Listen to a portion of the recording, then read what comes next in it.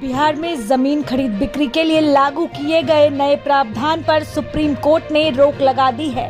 अगर आप भी जमीन की खरीद बिक्री के नए नियम से परेशान थे तो आपके लिए गुड न्यूज है।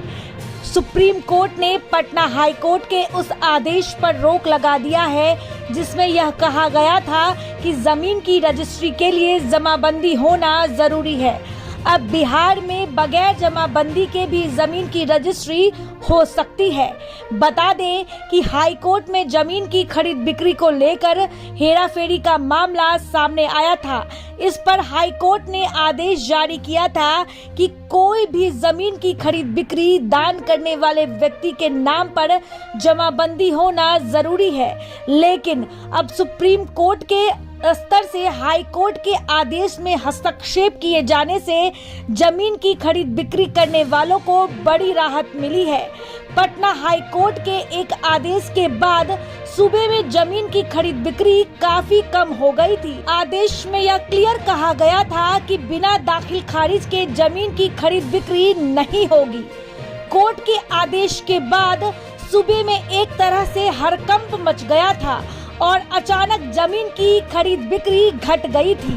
सुप्रीम कोर्ट ने आदेश में हस्तक्षेप कर बड़ी राहत दी है।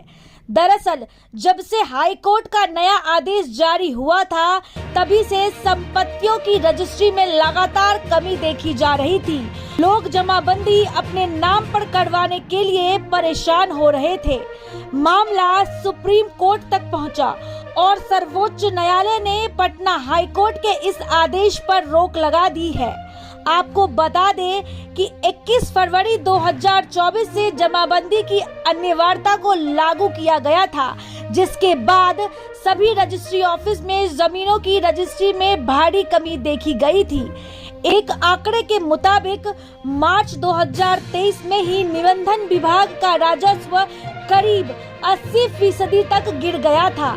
अब कोर्ट के फैसले से पुश्तैनी जमीन के मालिकों और बिना जमाबंदी के जमीन बेचने वालों को बड़ी राहत मिली है। यानी अब पुराने नियम के तहत बिहार में जमीन खरीद बिक्री हो सकेगी।